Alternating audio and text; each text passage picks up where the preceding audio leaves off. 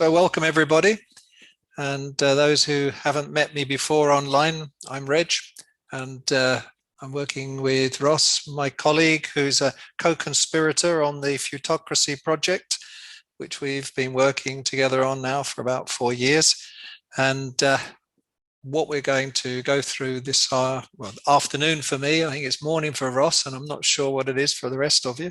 But during the time we're together, is to discuss the subject of people in organizations. And I'm focusing more on the strategic human resource management side of the people formula, to give some idea of the implications of what's happening in the world of business as it's beginning to change into a very different form to what it was just 5 years ago.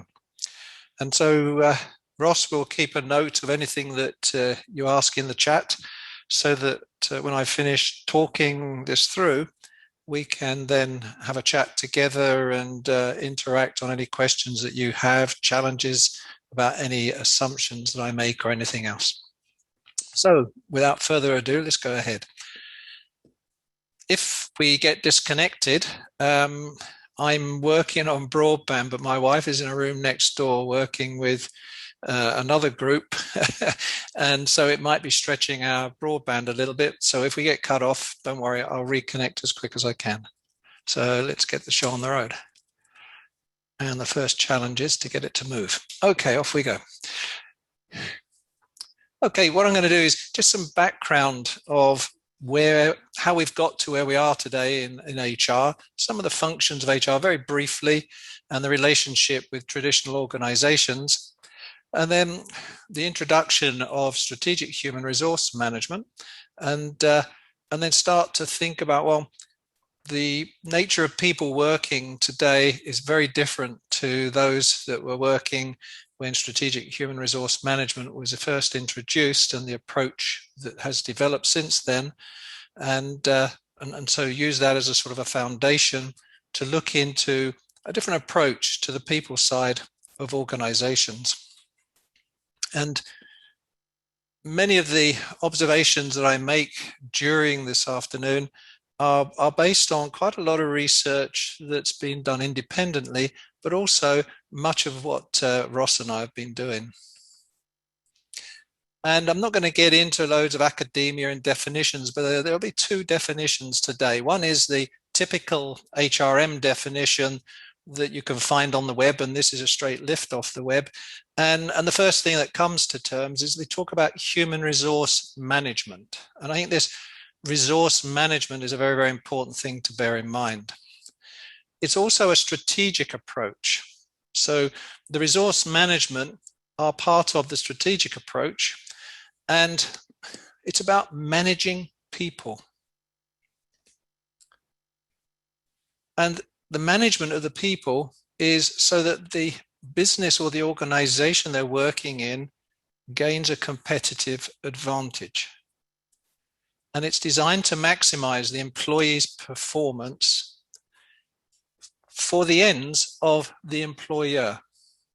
So it's about managing people strategically to get the best, to gain competitive advantage with maximum performance to get the end objective, the strategic objective of the owners of the organization.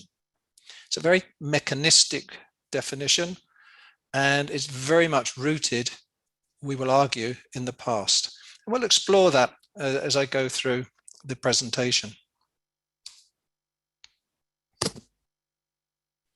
So the emphasis, and if you bear this in mind, because it'll be very different later, is maximize employee performance in service of an employer's strategic objectives. So if we go back to the 18th century, two guys are very famous for introducing the personnel management as it was seen at the time, and it was predominantly about administration and payroll. And in the 19th century, this was developed more so that the personnel management side of the organization was looking after the legal side of rules and laws that were starting to emerge in terms of employment. And as the 19th century progressed, then we were getting more towards identifying people who we needed in strategic positions.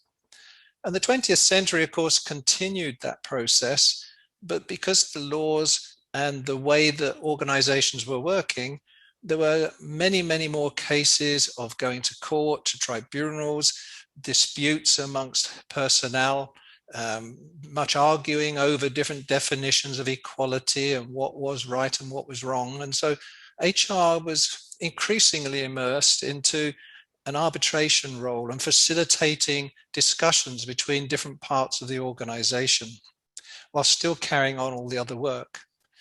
And as we go into the 21st century, of course, all these things are still going on, but we've got this idea of increased outsource.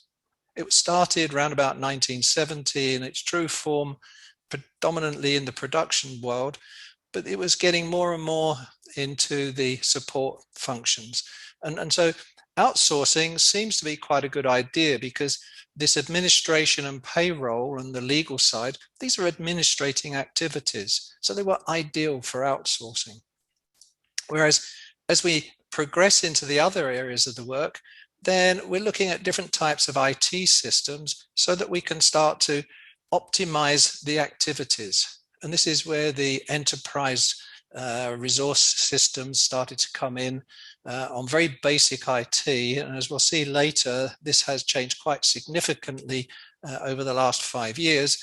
But that's basically what they were trying to do, is optimize the activities. And as we go further into the 21st century, we've got a different world that's emerging. We've got more social collaboration, both within organizations and outside of organizations with customers, suppliers, and also the social networks that society are developing. Businesses are more and more involved in those, and you just look on LinkedIn and all the other social media and you can see their advertisements are flourishing. And also we're moving increasingly towards the network type of collaboration between different types of organizations and businesses, and particularly in the days of the increased use of the circular economy. And so we've got many connecting activities here. And so the answer, the question really is, how do we take HR forward in terms of the connecting activities? And artificial intelligence and other forms of technology are increasingly being used, but we've got to get the relationship of that technology and people to a point where we can be more optimized in the way we use all our resources. And so this is a very brief sort of outline, and it's much more complicated than this, but for the presentation today, it's just to give you a feel for how things have changed from this early administration and payroll activities of administering things for the owners of the company to where we're moving now, which is about networks, collaboration, so that we can really get the best for all of the people involved in the business. Let's just have a quick visit of the HR basics that we all know and love. And all these things are going on all the time. The arrows aren't suggesting this is a circular process. It's just to say this is an ongoing process from job analysis through training and development, performance management, and so on. This is the day-to-day work of most HR departments. And over history, HR has got this reputation in many parts of the business world that they have this policing role. They're there to make sure the laws are in place, the processes support those laws, and they're more about telling people what they can't do as opposed to what they can do. And so there are many, many questions around this, is that why do we need HR if all they're going to do is tell us what we can't do? And we'll look into what that means a little bit later on. And one of the main things about the HR function is many people have become specialists in recruitment selection, performance management, compensation, and so on, as a means of becoming necessary and also it's ironically become better paid than the generalist within HR. And so it's unsurprisingly that people go for some form of specialism within the HR world. There is a penalty for that in terms of the organization as a whole. If we have lots and lots of specialists who are working on their linear sequential processes, and as many have found out that the horizontal processes are very, very good, the integrated vertical processes are often missing in many organizations. And this specialization is often blamed for this situation. And then when we look at the reason for this, the focus tends to be on jobs or roles. We recruit people for jobs or roles. We analyze the job. We train and develop people for the job or the role. The compensation is based on comparisons between jobs and roles. And so the whole focus tends to be on the role or job that people have. And so when we come to their performance management, we will see later that we tend to get into the world of compliance as opposed to commitment and motivation.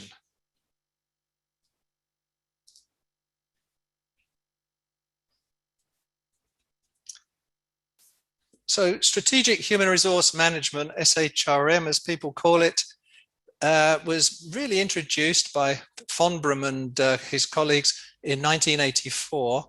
And the idea was that the HR systems and the organization's structure should be managed so that they're congruent with the organization's strategy. And of course, that made sense.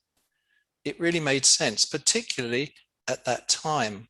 And so many performance plans were developed in order to try and link these things together.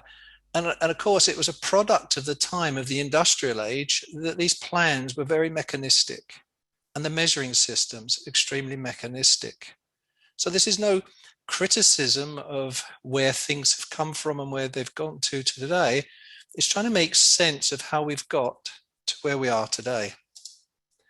And so this alignment of the strategy, the people, and the structure, there were two connected key promises that they made at the time.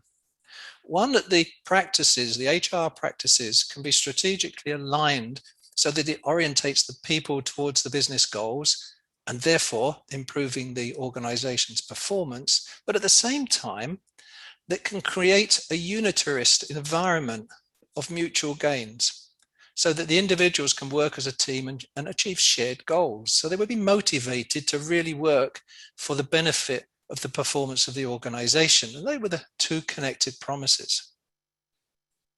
So if we think of this strategic alignment with the business goals and organizational performance, and this unitarist environment of mutual gains, then there was just one problem. What's good for the organization is not necessarily good for the employees. So HR was less able to challenge the organization so they could get this balance between what the organization was demanding of their people and what the HR function felt was more appropriate for their people. And that battle goes on today.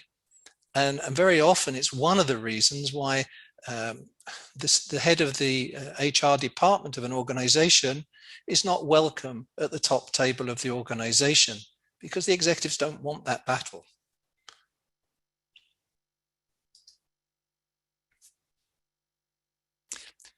So we're looking for enhanced commitment, personal and material fulfillment upon which to achieve the organization's goals. That's what we've been promised by the strategic human resource management approach. And yet since the 1990s, we've got a general decline in job satisfaction.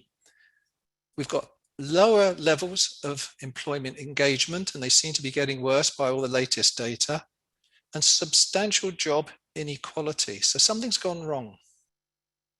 We haven't got this unitarist approach. Something's gone wrong. Much of it's blamed on the shareholder dominance. The shareholders are making demands, and unfortunately, the people are part of the risk factor and often become the victims when it comes to reduce the costs to increase the rewards.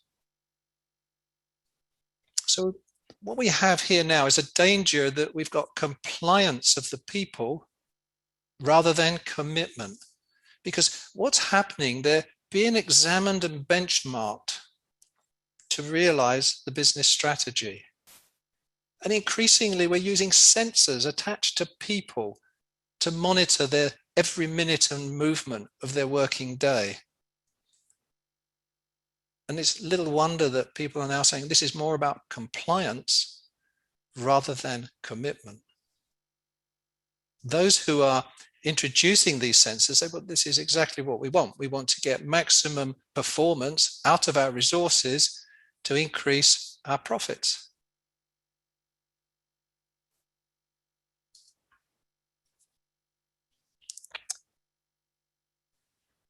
This may have been okay during the great industrial period where people were desperate for work and the world was very different. But the nature of work is changing quite significantly, and the technological and social changes are now offering opportunities for people to do things differently. And so the challenge now for HR is how do they take the opportunities that are now available to them to, in quotes, push back on this dominance of the shareholder value against the well-being and the commitment and health of people. One of the problems we have is the demands of the day-to-day HR that I showed earlier, this continuing recruitment and all the other parts of the HR function, they're crowding out the focus and energy that they can put on taking their part of their profession forward and also enhancing the performance capability of the organization that they work in. They're being drowned in the day-to-day activities, which are linear, transactional, causation type activities.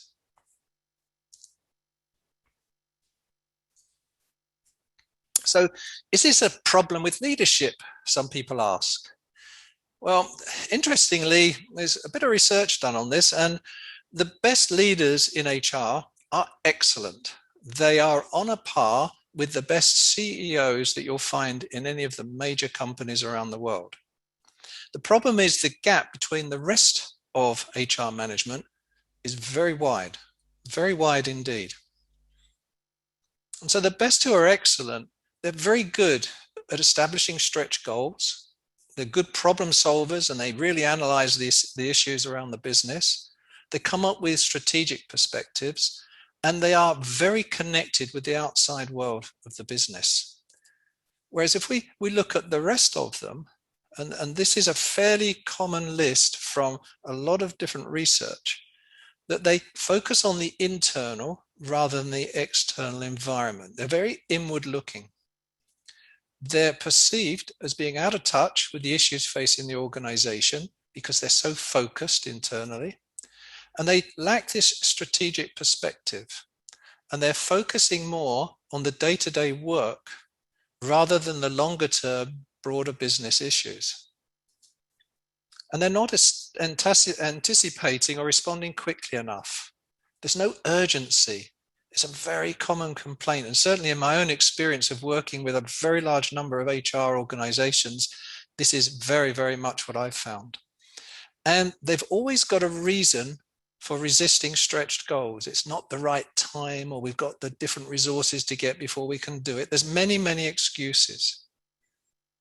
And so this very big gap here is something we need to look at and resolve. Now, this is not denigrating the HR. They've done a lot to meet this completely changing landscape of the organizations and the environment they work in. But the question is it moving fast enough? And every piece of research in recent years has said the same thing. No, they are lagging behind. It's not about blaming them, because as I said earlier, they're getting so engaged in the day-to-day business, but they are lagging behind.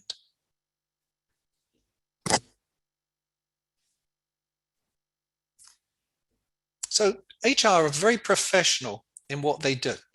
Nobody ever questions this. They're working really hard on day-to-day work. And anyone who's in HR or is working closely with them can really verify this. They are working really hard. And they do achieve a lot. They achieve some of the changes that are necessary for new skills and things like this. They are certainly trying to keep up. But one of the problems is they're probably working hard doing the wrong things. And this is the big challenge. And this is not uncommon. If you go into technical organizations, very often you have very clever people doing the wrong things today because they've always done it in the way that they used to do it. And so SHRM has really failed to deliver its promises of aligning the people with the strategic goals, to increase commitment and motivation to work together to achieve the business outcomes. So it's not HR as a function that's failed. It's the approach that most organizations have taken since 1984. And there is much research to show that whichever direction you look at it from, it keeps coming down to these same things.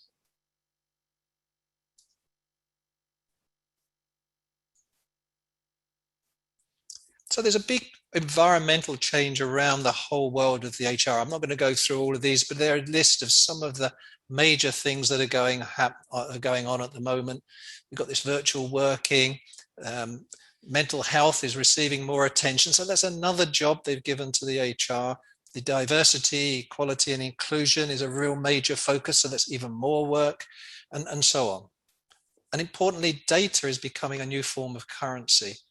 And at the moment, the evidence indicates that HR are really missing out on this in most organizations. In the very big organizations, it's slightly different. But in the majority, the small to medium enterprises, which are the life's blood of the economy of any country, they certainly are missing out. So the challenge that we've got is to identify a new or a different method for achieving this unitary alignment of people and strategy.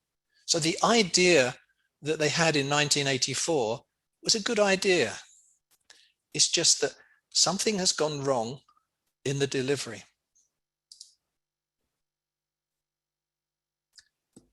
So in our revised SHRM approach, we still need this alignment of strategy, people, and structure. And look at a couple of the things that are embedded in here. So the role of structure. If we look at the role of structure up till now, it's very hierarchical with its linear processes and all the controls that we all know that go with that. The line management system is pointing down. It's expecting people to go up for more decisions and so forth. And even many of the new types of organizational form are revisions of this hierarchical approach. Some have broken away, and those that have been shown to be very, very successful.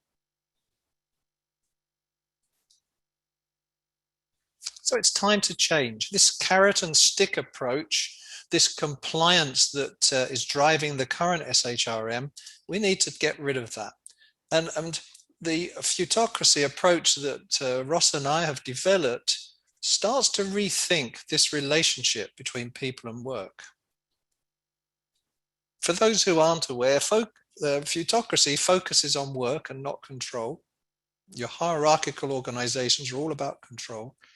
It's distributed authority and decision making, not devolved. It's about distributed.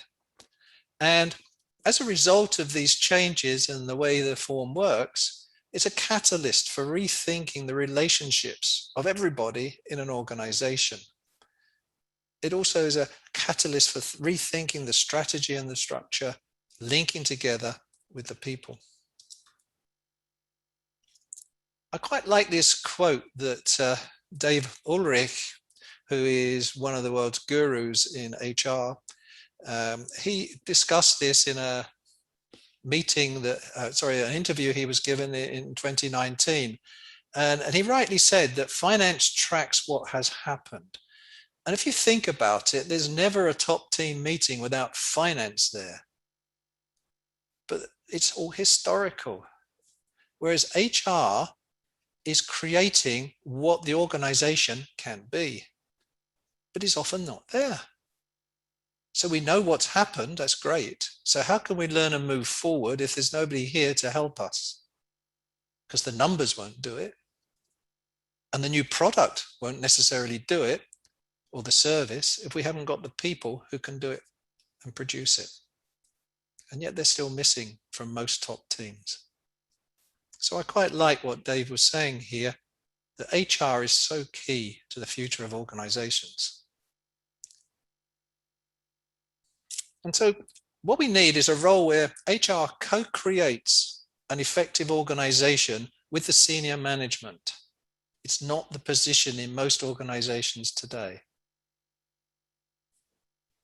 So what does this co-create mean? How can we do this? What needs to change? What needs to be done differently? So here's that second definition I promised you. It's one that we've put together that we believe is more what the relationship between people and work, not human resources, but people and work. But the function known currently as HR or HRM is to co-create successful business outcomes.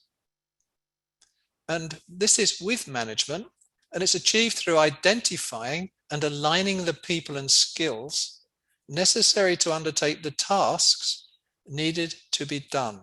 This is very important. It's the tasks that need to be done. More about that a little later.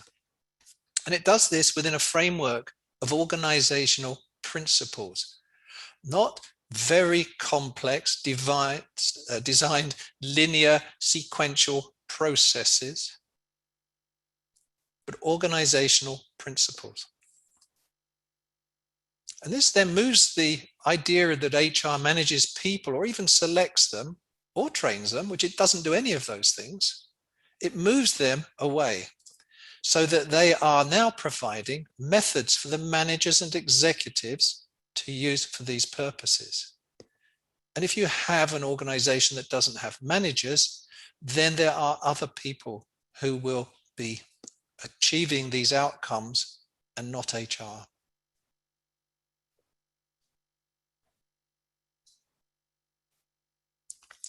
Now, the HR function we suggest has three important domains. First is business, the second is change, and the third is their traditional people side, the old HR side, in that order. So what does that mean? From the business point of view, what it means is they have to understand businesses and how they operate in a complex environment. I've been walking around HR departments, talking to many hundreds and hundreds of people, and it never surprises me how little they understand about businesses. The change part is they must really not only understand the general business world, but really understand the business that they're working in. And the changes in their business, not HR, their business that are needed to be successful. They have to understand what's working, what's not working. Because about, I don't know, my guesstimate, over 80 to 90% of what's not working are people issues. And then we come down to the HR part. We need to move from skills focus to building systems that focus on the business challenges. This is quite a significant shift of mindset. So we're moving from the skills focus to building systems that focus on the business challenges, because we understand the changes that are needed to be successful, because we understand how businesses work.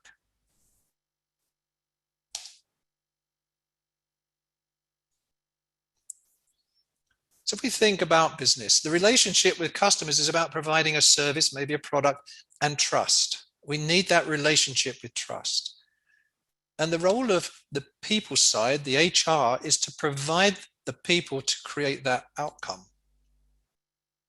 Is to provide the people to create that outcome of trust and the product or service.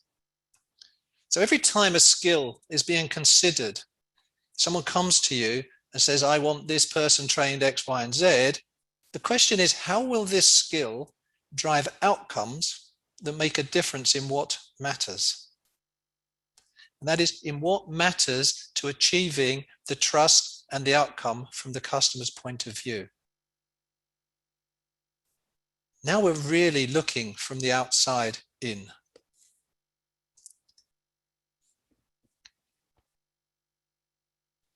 We also need to move from roles to principles. And this coming from the outside in, it's always fascinated me. I've not found one, and I'm not saying there isn't one, but I've not found a leader in the companies that I've been associated with who's actually been to visit customers and discuss with them what their expectations are. And when I suggest it to them, they think I've come from Planet Zog or somewhere.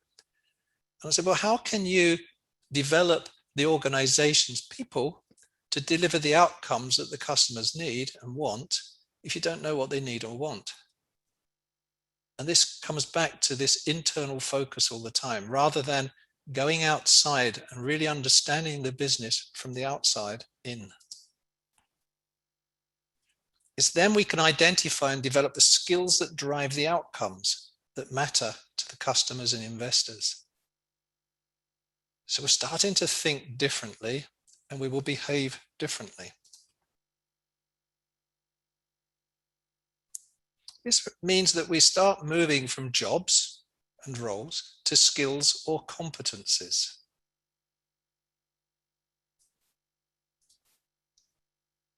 We need to stop thinking in terms of a workforce and think in terms of capability and the tasks that need doing and how best they can be done. This is a very different perspective to the current view of most. Because by doing this, it changes the HR function from an internal delivery mechanism to one of co-creating business outcomes, which is what I said earlier, that if the HR want to have a real impact and want to start aligning the people and the organization and do it in a motivating way, then they've got to start co-creating the business outcomes. And they have to understand how to do that. Let me give you an example. If we take a project manager role, more and more organizations are project-based. If they're not project-based, then they are very similar to that in team-based with fixed outcomes. And if we take a project life cycle from the initiation, planning, executing, monitoring, and closing, this is a very common cycle, and the project managers are trained by PMI and other organizations in this process, and HR understand this very well, and they develop training programs for the project managers. And then we start to think about, well, how do we decide whether the project manager is successful in what they're doing in the projects? If we're very lucky, then the company will look at all 6 of these items and decide the extent to which this project has been successful. I say if we're lucky, because hardly any companies take all of those 6 into consideration. Most look at the first 3, which is the scope, schedule, and budget. I will argue that they are internal measures of success. They do not measure the success of the project from the customer's point of view.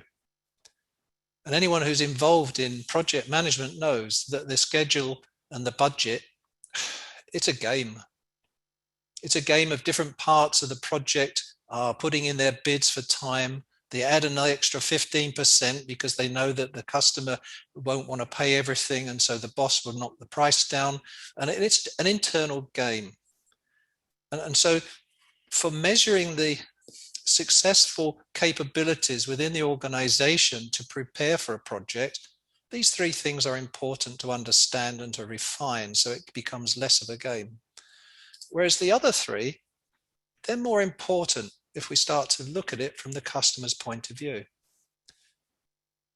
if anyone doubts that team satisfaction is an important factor in the success of a project, then I suggest that they really look at projects that they've been involved in and revisit the team dynamics. There's so much research that shows that team satisfaction is crucial here. Customer satisfaction, people say, well, the scope, if they're happy with the scope, the outcome of this, they're satisfied. Are they? Are they really satisfied? What was the access cost of that customer to work with your people during this project? They understand as a customer that sometimes they run over budget or time. That's the nature of projects. But the energy that it costs them to link into your company in order to have the conversations that were necessary cost them too much. They're far from happy with that. Then we look at the quality. The quality is a movable feast. It can be something totally different from the customer side to the internal side. And so if we start more to look from the project, from the customer side, then most courses that project managers are sent on deal with scope, schedule, and budget. A few, and I've looked at 400 on the internet over the last 3 weeks to see what's changing, and some are now starting to bring in the people side, but they have this as an add-on. PMI is still wrestling with this subject. And so we need to start, when we're looking at the people-work relationship, to really get more focused, not just on driving the business profits, but also the customer satisfaction side. We need to understand that.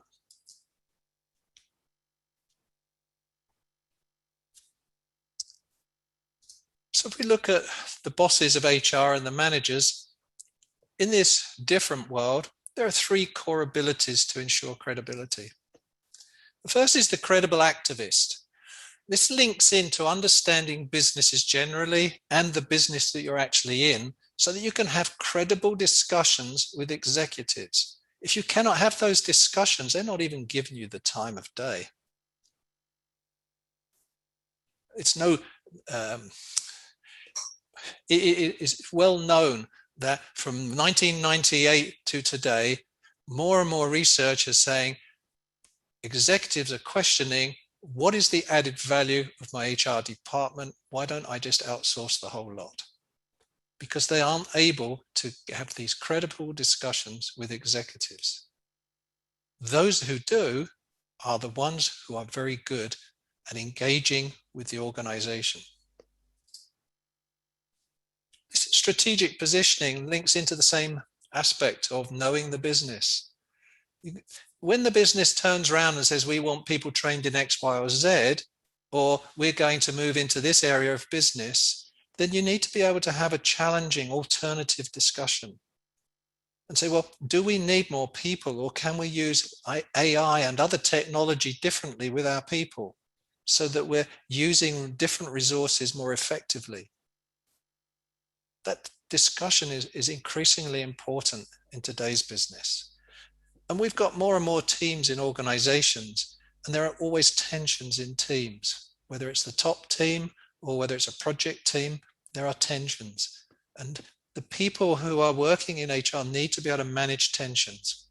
It's increasingly the case that they will need to be arbiters. They need to sit down and coach people on how to manage these tensions and get the best out of them.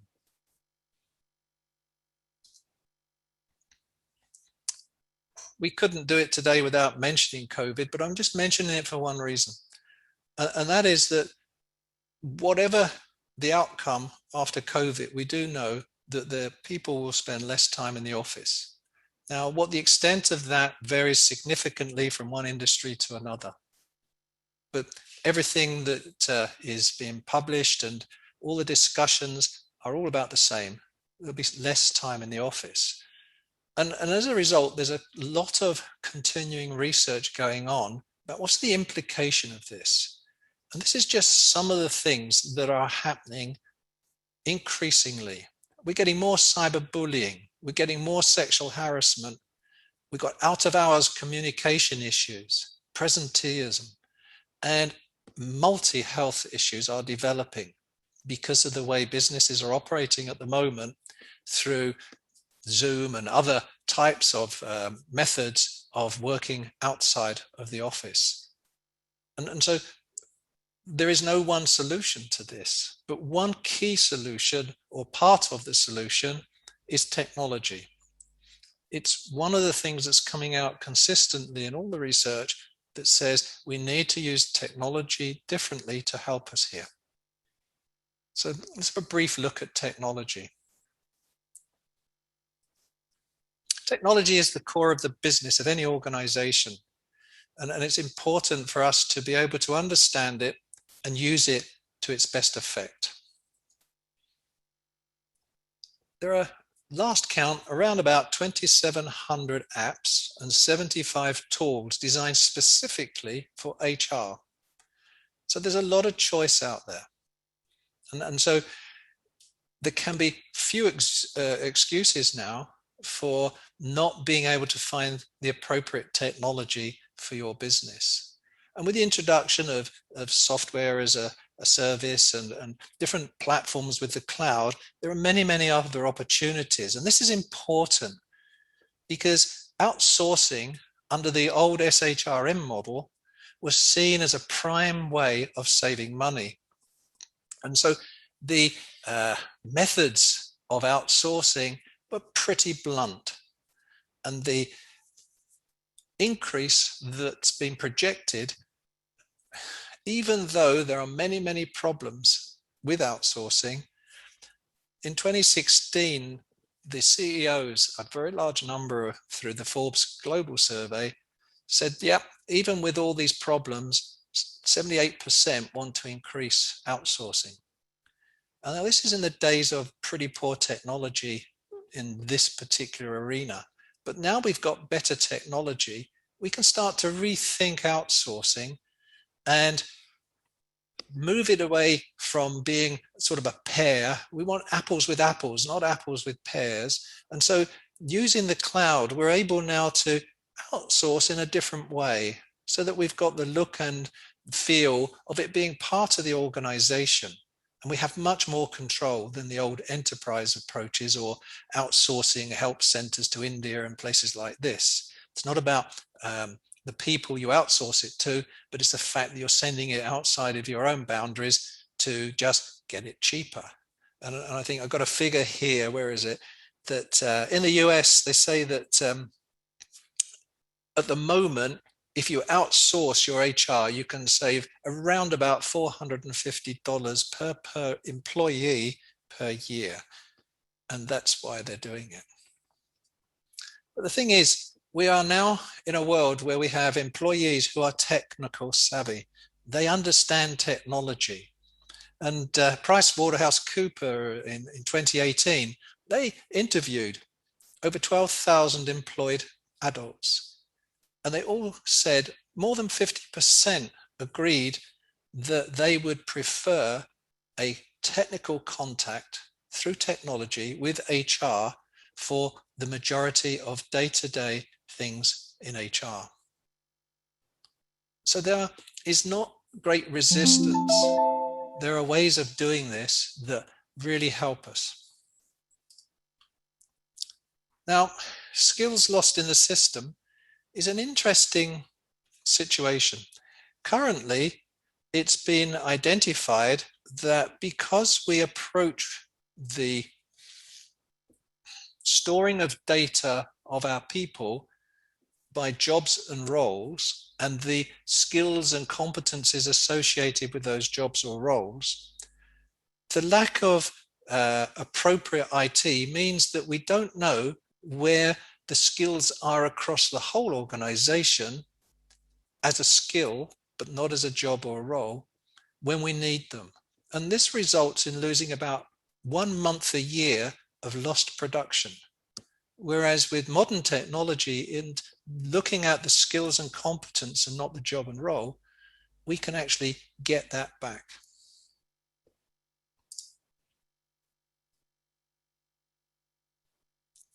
if we look at the way HR is currently using technology, the top HR features are these, and they're no surprises: payroll, personnel tracking, and so on. They're all traditional focus. It's very unusual for organizations to look at it differently. One of them is cost.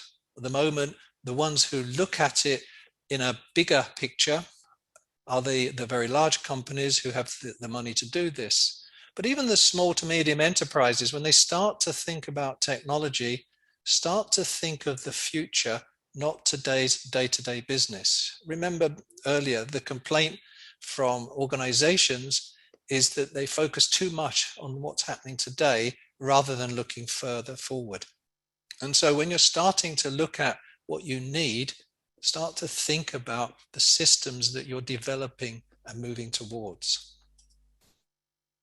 And when you do this, it's very important. We come back to this co-creation relationship with the organization's other executives. Do it together so that the HR system is linking appropriately with the business systems, so that we don't have managers and executives in different parts of the business struggling to find out things about the skills, the people, and so forth. So the delivery model for HR that must drive the outcomes, and this means linking it with the business side of the technology. And the joy of the current use of cloud and systems that are being developed and produced for organizations is we can start to develop value-added partnerships with the suppliers of this technology, because it's in their interest. And so it's not just an outsourced contract, it's a collaboration and a partnership. It's almost as if that is part of the business itself. It's this social construct is very, very important when we start to link technology with organizations. So we're now going to rethink this relationship of this rethought out SHRM. So strategy is an interesting concept in organizations. What we find is that the strategy isn't actually what people think it is. In 2019, 37% of these 6,000 executives stated they have a clearly defined strategy. So 63% didn't have one. And of that 37%, only 35% believe their strategy would lead to success. And this is consistent with all prior surveys. And the Harvard Business Review in 2009 said, well, strategies only deliver 63% of financial performance. Again, this is a consistent number today, and it's all because of planning and execution problems. So if strategy itself is not delivering, what about the purpose of an organization? In 2020, it was found that most organizations have no meaningful purpose defined. Now, this is strange because if we've got a business, it's important that people understand why it exists, what it does, how it does it, and who it does it for. And yet they're not doing this. It's not exactly rocket science. Let's take an example in the current situation today. We want to create a healthier world. That's why we're in business. We want to do it for all people. That's who we do it for. And we want to discover and bring to market. That's how we're going to do it. And what we're going to do is innovative medicines and vaccines. And so we know why we're in business, to create a healthier world for all people by discovering and bringing to market innovative medicines and vaccines. This gives everybody in the organization direction. If what I'm doing is not going to achieve this, I need to question why I'm doing it. And with the HR function, if they are developing tasks and people for tasks, if that task is not going to achieve this, then they have to be this critical person and say, hang on, what is the reason for doing this if it's not going to achieve what we're here for? This is part of this co-creation. And so if we start to think in terms of principles, what it does, it brings the strategy into the organization. It informs people of the choices that have been made. And when we develop a strategy, if we develop one, it's important to say what we're not going to do just as much as it is what we are going to do. And if, like me, you live in Central Europe, in the country I live in, if it's not forbidden, it's allowed. Okay, and so this is really important in business terms. Is we got to tell them it's not about you can't do this, rather than what you can do.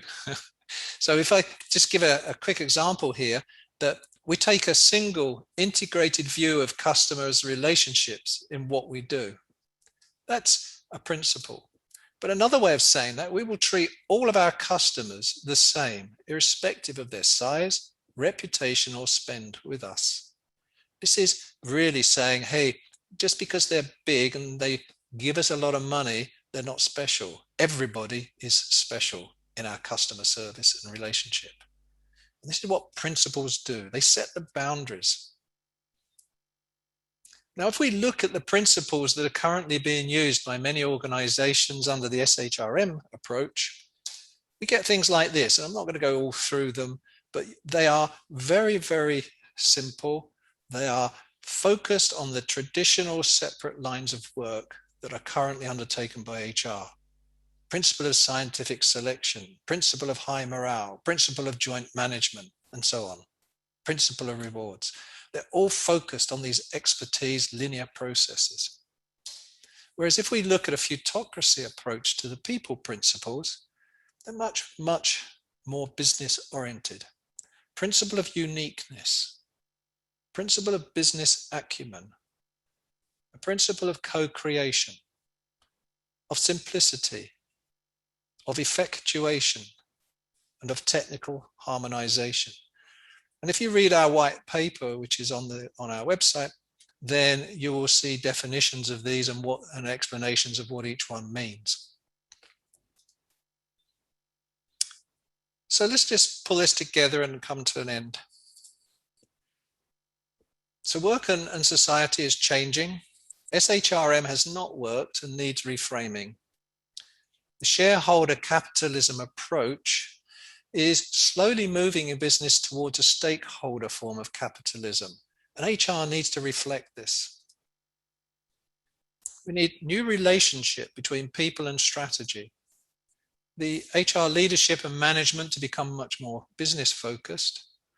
HR to co-create an effective organization with the executives and align the organizational purpose and strategy through HR business principles. This means moving from jobs and roles to tasks and skills. Align people capability with business outcomes that matter. And the integration of both HR and business technology. If we do this, then we're into a revised form of SHRM. And this then will move HR from a support function to identifying what needs to be done and how best to do it. And we will argue that futocracy supports this change.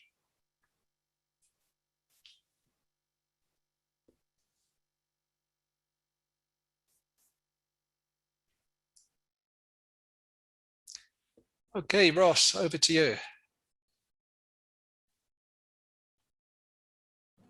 Give me a second. Very good. You know, sometimes when you change your screen, I lost mine.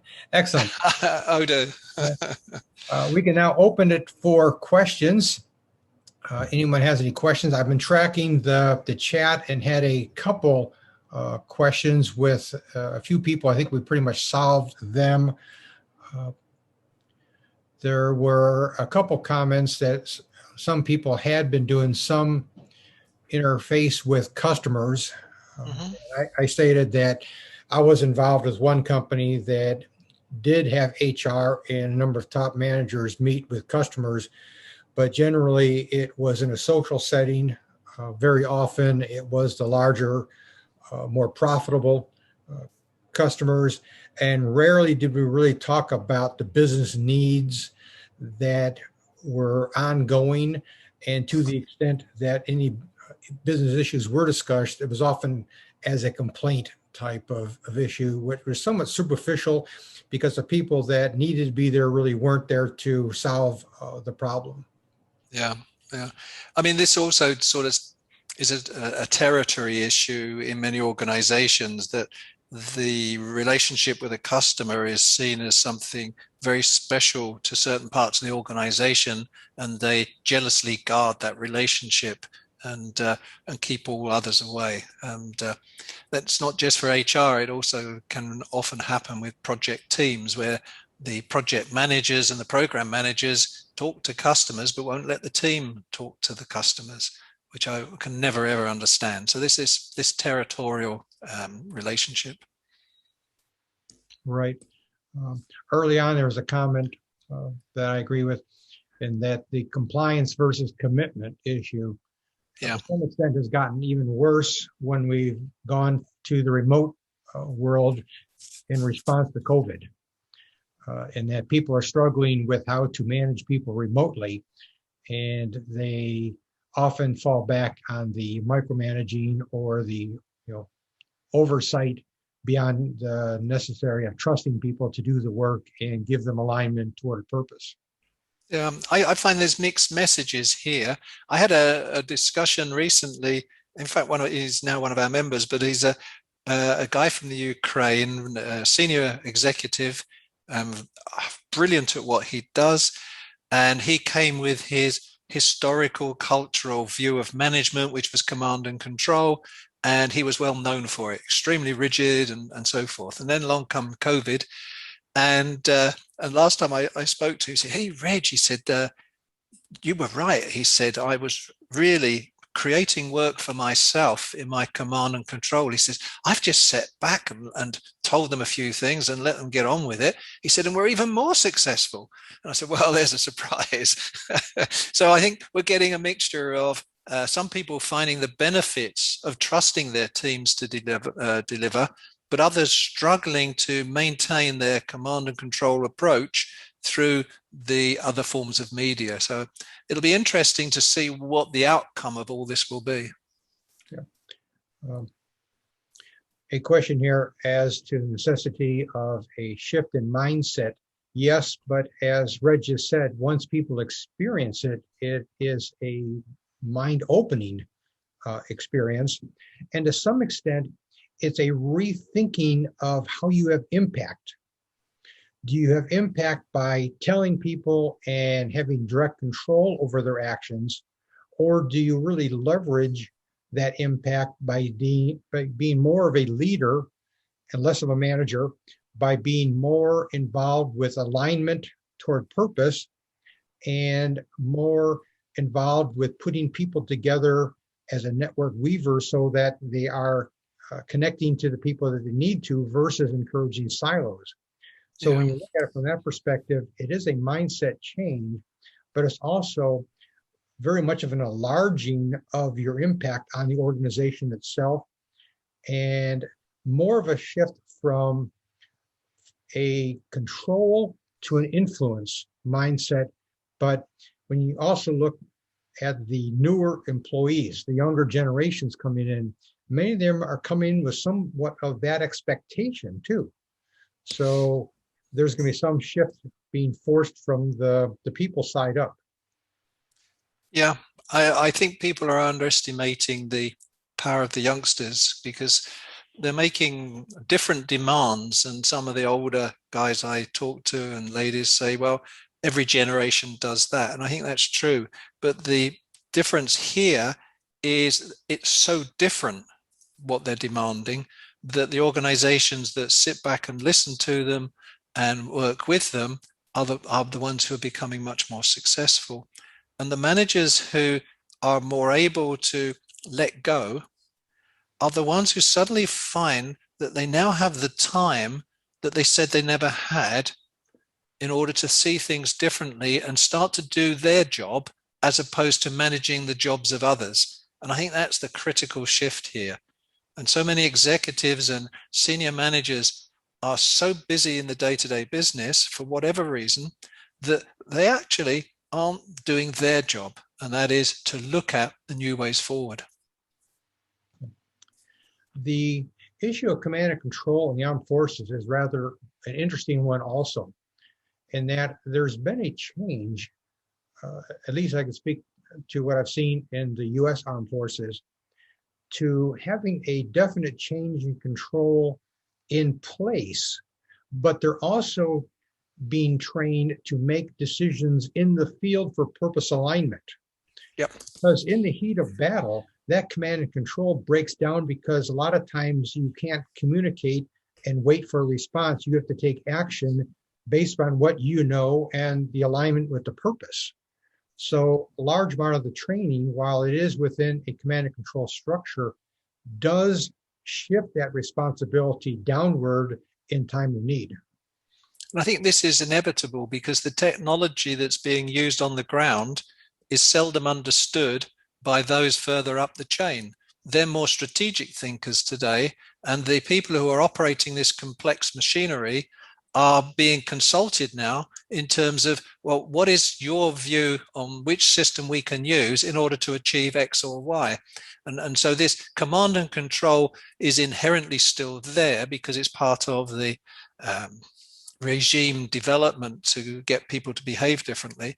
But in terms of day-to-day management, we used to teach courses with the armed services where when they're making decisions, when they first start, it's how many sources they can find and how do you deal with all that information till you eventually get to the point, what's the minimum number of sources that I can make for the biggest impact? And that still applies, but it's now made more complex by the technology and the approaches that they're using. And we have to devolve a lot of that responsibility further down the line. Okay. The question comes up is moving from a rigid hierarchical control with the egos, the roadblocks and everything. That is a challenge, and Reg and I are starting to work in that direction as to what are the steps. Because when you take a look at the majority of the companies that have successfully moved to alternate organization structures, they've either done it from a startup perspective, and they didn't have the legacy systems in place, and the key founder team saw an opportunity to develop something with a new vision. Or it was a turnaround situation where you have a strong CEO taking the lead, and even there, such as an example, the Hire Group, it was a turnaround, but the systems that they have in place now with their network microenterprises, that's kind of like a 15 to 20 year evolution to get where they are now, and they're still evolving the process. But we can learn from the stages that they've gone through, and there are things that you can do that will move you directionally toward a plutocracy vision by doing some of the simple things early on, and as to rethinking purpose and how you get alignment, how you think about change, how you think about organizing change. So a lot of it is little pieces that can come together, but they don't necessarily have to come together all at one time.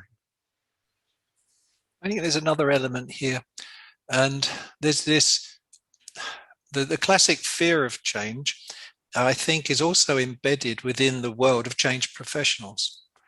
They seem to look at a large organization and think, my goodness, how on earth are we going to change all this? Because it is complex. We've got people at the top who aren't interested in change. They see retirement or other reasons for not wanting to change.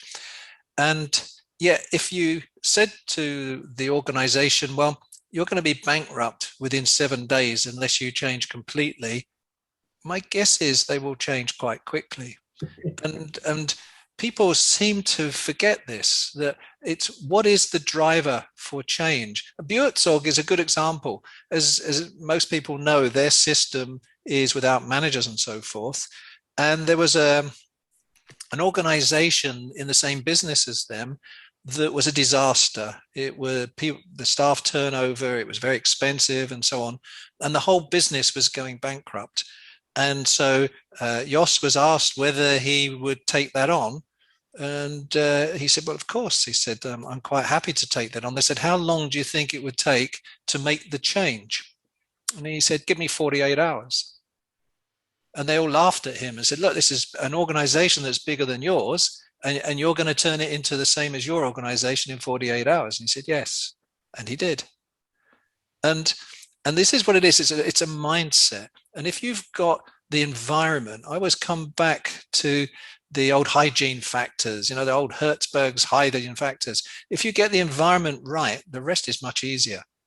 What we tend to do is not have the environment right when we make the change.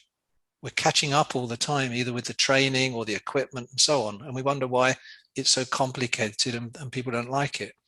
So there are many ways we can do this. And as you said, we're currently discussing these processes.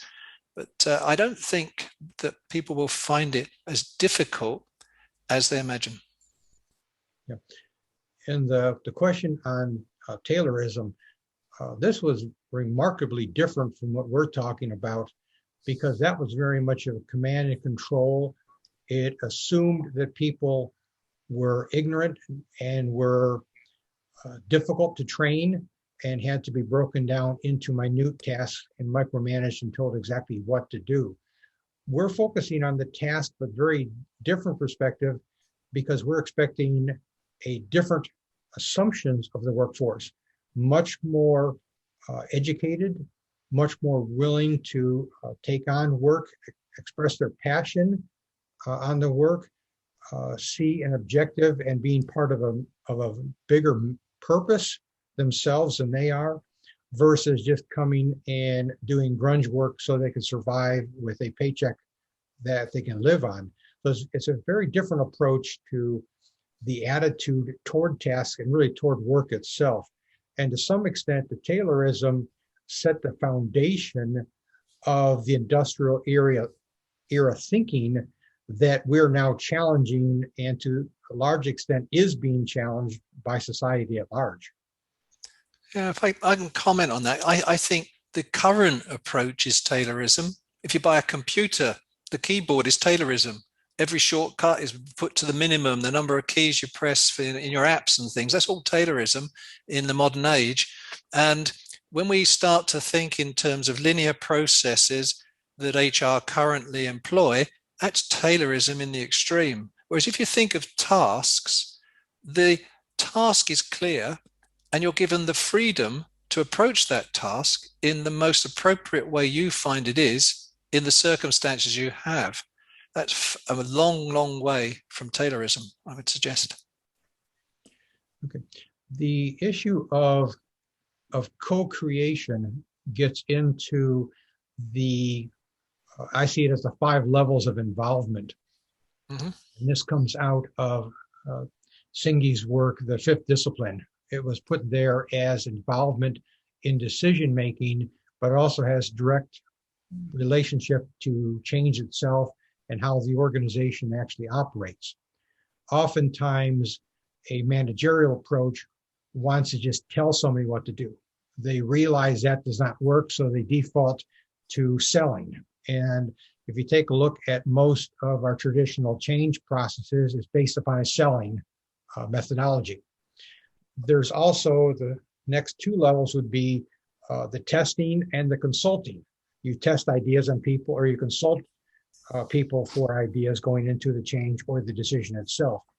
Co-creation actually brings them in, and this is where the commitment really comes, in that if they're involved at that level, they're taking part in the decision-making process and have basically a stake in the outcome, are therefore much more committed to seeing that through and being involved itself.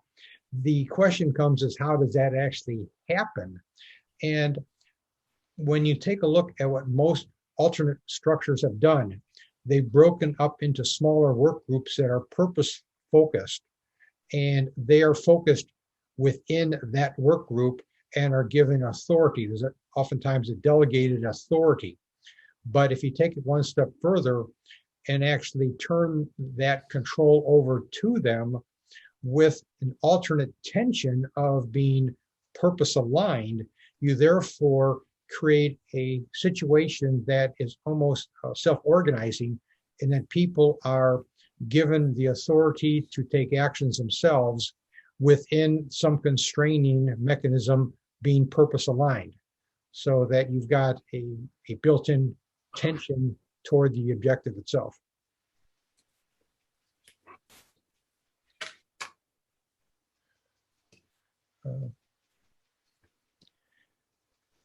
About teamwork, I guess you could say yes, because to some extent, everything is teamwork nowadays.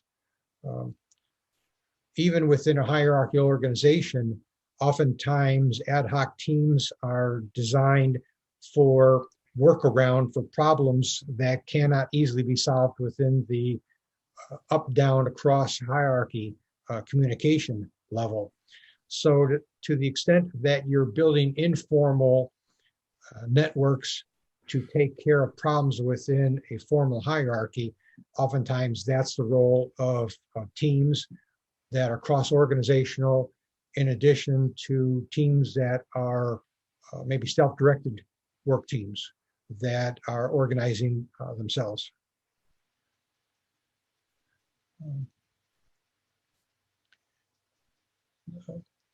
The issue of being KPIs focused, that gets back to really purpose alignment. Are you trying to control the purpose alignment through a performance metrics system, or are you basically organizing it by having people fully aware of their purpose and put in direct contact with everyone that needs to be connected to them relative to the delivery of that purpose and their participation in helping others deliver their purpose. So again, it's how you network itself and create the purpose alignment through the network, as well as a second level for reviewing the purpose alignment and network weaving across the organization. Can I just comment there? I think that when you start to think in KPIs, we've got to start really thinking about it differently. Currently, the KPIs are really individually based and fairly rigid. If they're personal KPIs linked into a management by objectives process, they're pretty rudimentary and tend not to achieve a lot. Many managers still copy and paste from one year to the next and so on. And so those types of KPIs, I think, are a thing of the past. If you start to look at the team and how you measure how the team is working, then this is an ongoing process. And whether they're successful or not is more about, are they delivering the outcomes that are required to meet, as I suggested earlier, the customer's expectations and outcomes within the role that they've been given, or the function, the purpose that they've been given. And so we start thinking about KPIs very, very differently.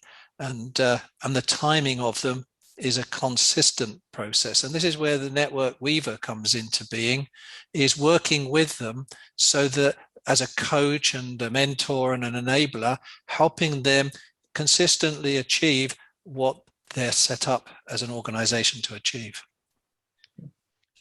The issue of people, I guess, maybe being fearful of accountability, this gets into how oftentimes decision-making is delegated.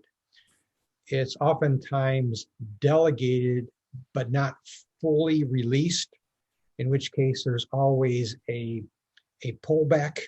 There's always a second guessing of the decisions themselves. And fear can set in that case because of the potential of mistakes. This gets into what may be a cultural, but it's also where you may need to rethink effectuation versus causation too. And what is a mistake and how much control do you have with the resources you have right now? We've talked before about the principles of effectuation, which is really an entrepreneurial mind shift of how you think about the decision making when you've got limited resources and you need to partner with others, and the risk that you take isn't really driven by a return and a probability assumption. It's driven by a decision of, are you accepting a worst case scenario by making that decision?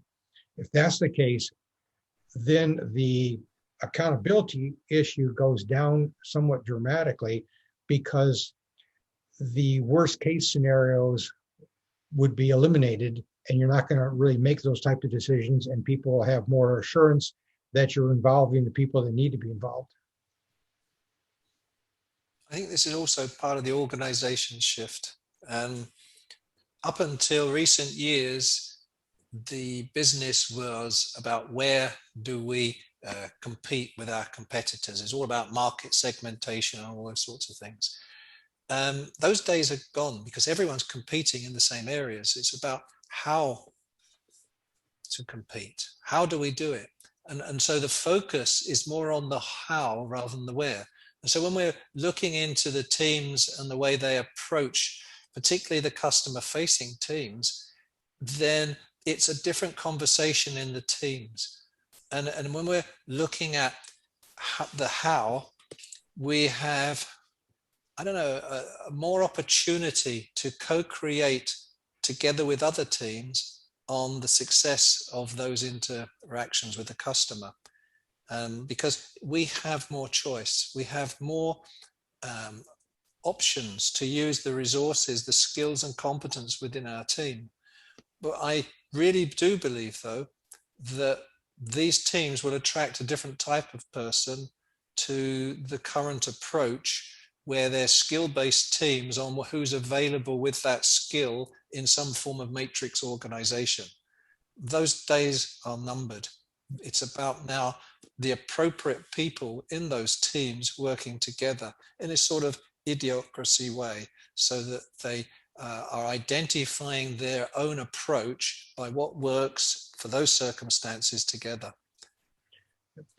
To the extent that you establish network connections also, it becomes easier to co-create, because you understand better your role relative to them meeting their purpose, and vice versa.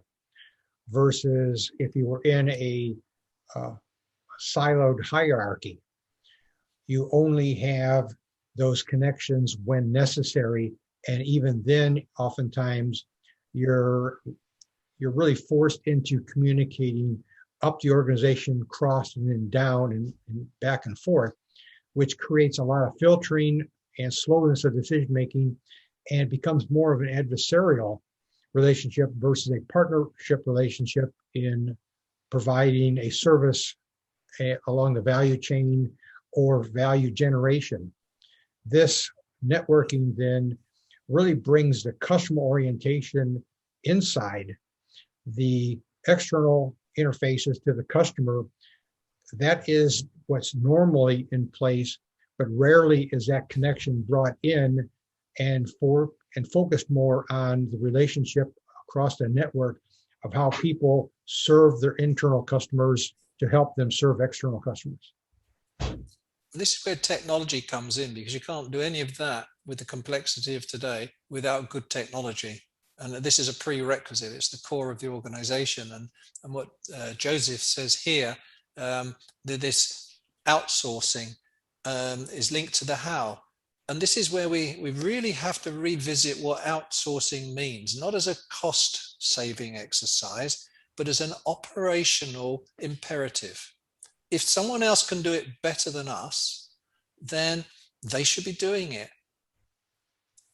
And whether that's in-house or out-house, this is the hire. If hire in their organization, if there's nobody in any of their networks does it as better than someone outside, then they'll go to someone outside. Ideally, they want to do it inside in their system, but they will go outside, because why do we want second best? And so outsourcing, we need to really look at in a different mindset.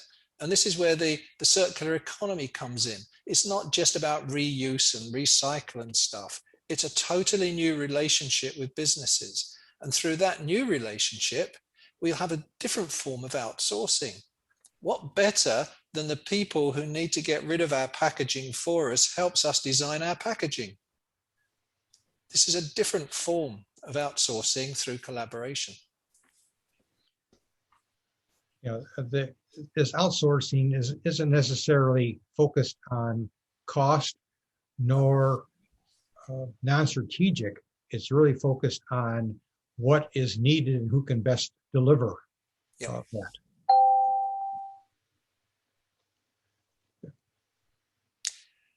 Adriana, it's interesting. I'm not sure what you mean by outsource the menial tasks. It's very difficult to understand this relationship between what seems menial, but actually maybe core business, and are we going to outsource core business? And so it's looking at the tasks without the labels. What does this task help us achieve the outcome we need for our customers and our shareholders or whoever? If it is, then we look at it in the best way of doing it, as opposed to the task itself. Because I think this is where we've made some mistakes in the past. We've actually thrown the babe out with the bathwater. Some of our core stuff has been outsourced inadvertently because it looks like it's a small part of the business that's menial and so on.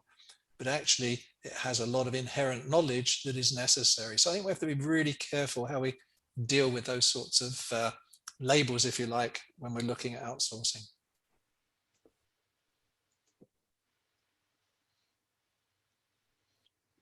So this is Adriana, and Yeah. I understand what you're saying. What I meant by menial, and I'm looking at it from the perspective of where I work right now, I can't tell you how much time I spend just tracking documents that need signatures on them. And we're nowhere near trying to get like an electronic document management system, or we have forms that are created either in a Word format or a PDF format that we can fill in, but the forms don't work, the links don't work, they're not updated.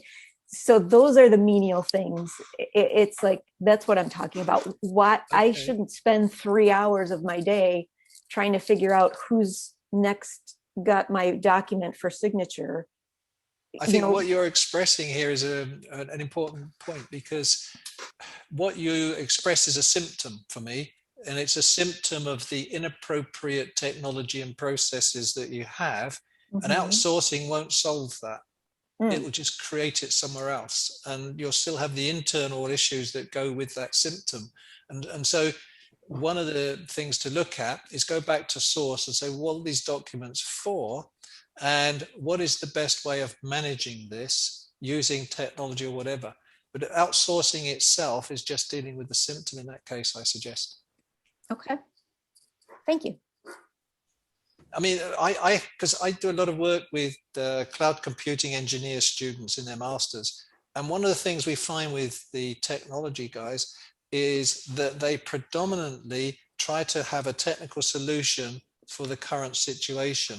So for example, if you get lots of inquiries and complaints at the help desk, then the managing the tickets of that, they say, oh, we need a new system to manage the tickets.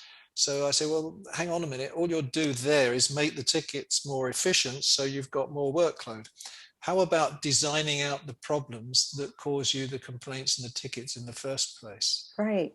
And when they look at that, they come up with a totally different system. They do actually improve the ticket system as part of the bigger project, which is a totally different approach and stops most of the problems at source. And I think the problem with outsourcing is very similar. We tend to see something that's a nuisance and let's outsource it and give someone else the headaches, but we don't actually get rid of the headache. We may actually create another one. A bigger one, yeah. Yeah, it is so common, I find.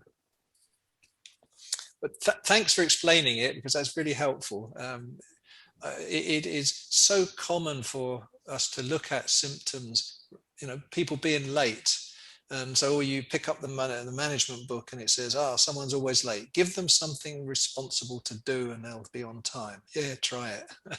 Because you just have that problem as well. Because the symptom is, the being late is a symptom of many, many other things which we need to look at. So, and right. It's the same with the organization systems. Yeah. Well, thanks for your perspective. That was helpful. Okay, good. I'm glad I've helped somebody this afternoon. And any other comments, questions about anything that I said?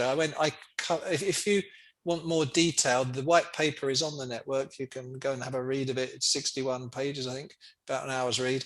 But it is a very complex subject that is increasingly important, I think. HR is blamed for so many things, and yet people are working their guts out, and we just need to reorganize it a bit so that they have the time to do what's important for them and the organization. Yeah, this is Oliver. Yes, Oliver. I might just comment on my first remark regarding Taylorism.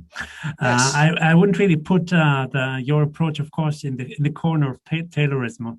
What I was trying to express here is that whenever I talk about just like new modern, just like lean or agile forms of working, where Taylorism is not really, which is not Taylorism basically. But people perceive it sometimes like this because they actually have a specific task to do, and they kind of feel like they are managed by just doing this task. I'm not sure if I'm expressed myself. What I'm trying to say is there is a huge mind shift which has to be have to be done, not only when it comes to HR, but also to the people who work, because they're used to certain command and control style, and they would just fall into this habit again. This is what I'm trying to express, and this is why I'm trying to understand how you actually market it better and how you actually put the right words on it to help people move forward. This was my point. Okay, I understand that. The answer to your last question there is with difficulty, because it is a challenge. One of the things I find, if you take agile methodologies in software, the biggest problem in it being a success or not is line managers won't let go and let the Scrum Masters get on with it, because they still want this command and control Tayloristic approach because they think they know best. And so that's the challenge, is to break that link, which needs a very strong Scrum Master in some organizations who really put the barriers up and make it clear in terms of roles and responsibilities here. And it's the same with Futocracy. We, on most of our diagrams, have got the 3 levels. And that, to some people, conveys a form of hierarchy. And so we now will change that to functional areas or levels, because it's about the functions, the things that people are doing there. And I think that difference is very, very important. And it's the same with the Taylorism approach. The world is full of Taylorism. It's gone from the big manuals where you used to measure where you put your inkwell and all those sorts of things, but it's still there. And so we won't change that. So my view, and this is where Ross and I are discussing how we bring about these changes, is let's work with Taylorism and to show that Futocracy is more efficient than Taylorist models. Because the Taylorism was one way of doing things, very fixed. When I was a young guy, first started work in England, the post office used to publish a book on Taylorism office processes. And it was, I don't know, so thick. It was a massive tome, and it measured every activity which was picking up something on your desk and dipping your pen in the ink and all this sort of stuff. And it was stuck to. Now that's Taylorism in the extreme. What we've got to show is where Taylorism is in society and business today, and help them understand that it actually helps them. But we now need to develop what is the Tayloristic perspective of Futocracy. I don't have an answer for that, but it's something I'm going to look at, because it's not something to be scared of, provided it doesn't constrain you. The Taylorism on a computer actually supports quicker activities and shortcuts and so forth. They're all Taylorist principles, the quickest way of doing things. And so it's not all bad news. It does give us flexibility. And so I'm grateful for you raising that, and I'm going to look into that. Any other questions before we close out today?